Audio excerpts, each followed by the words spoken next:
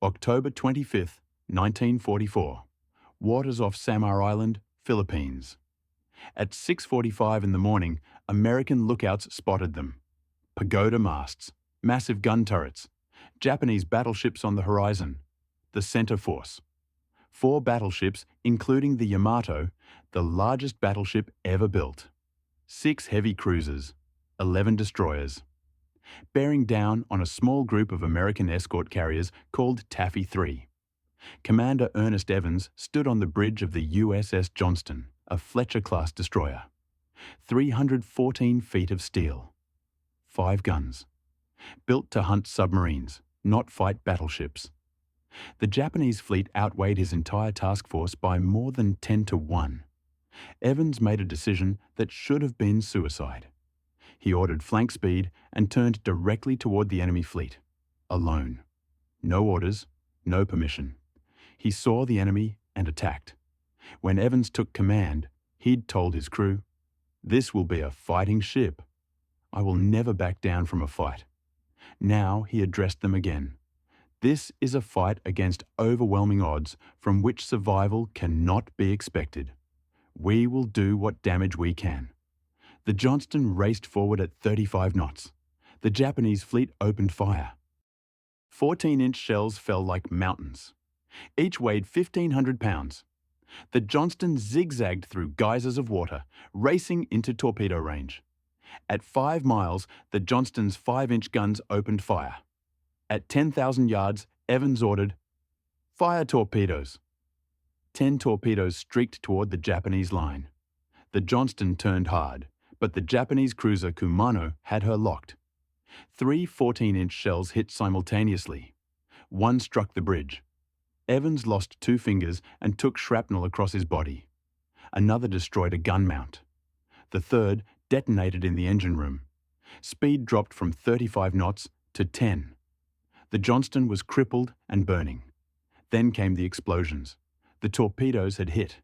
The Kumano's bow was blown off. She fell out of formation, crippled. Evans, bleeding heavily, wrapped his hand and surveyed the damage. Bridge destroyed. Engine room flooded. The logical move was withdrawal.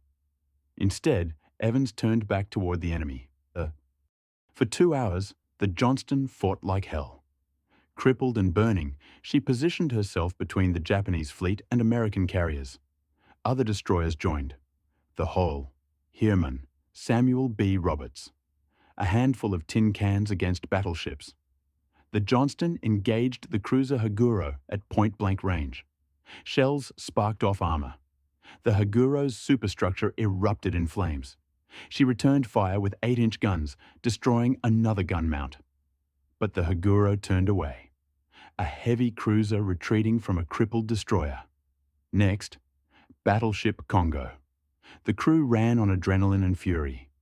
Men with burns stayed at their stations. When magazine crews died, sailors formed human chains to pass ammunition.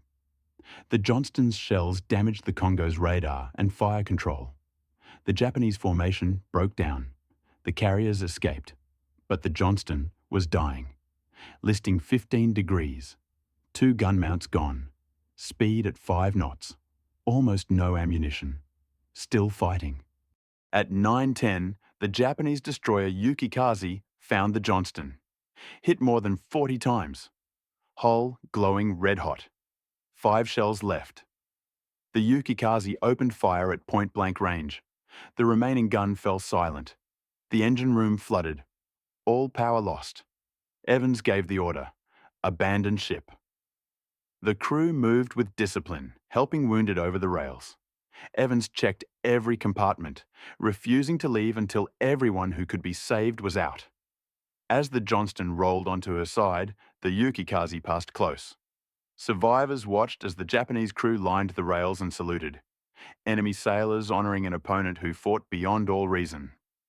At 10:10, the USS Johnston slipped beneath the waves. Commander Evans went down with his ship. 186 men died. 141 survived.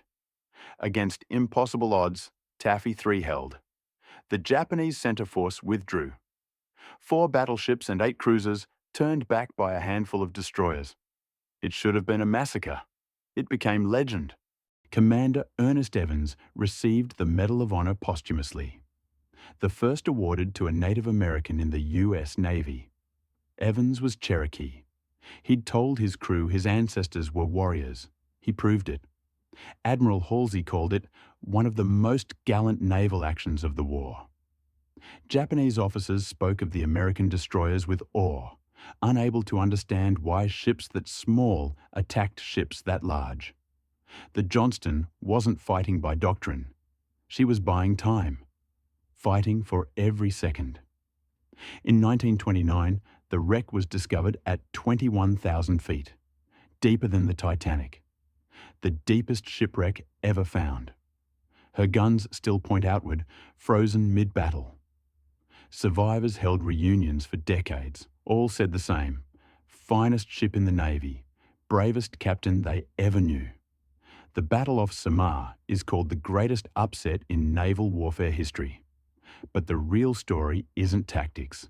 It's about ordinary people deciding some things are worth fighting for, no matter the odds. The Johnston was a tin can. Light guns, thin armour, never meant to fight battleships. But on October 25th, 1944, she became Immortal. A ship that charged the largest battleship ever built. A crew that fought 3 hours after their ship should have sunk. A captain who led from the front until the end. The Johnston's motto: we fight. And they did.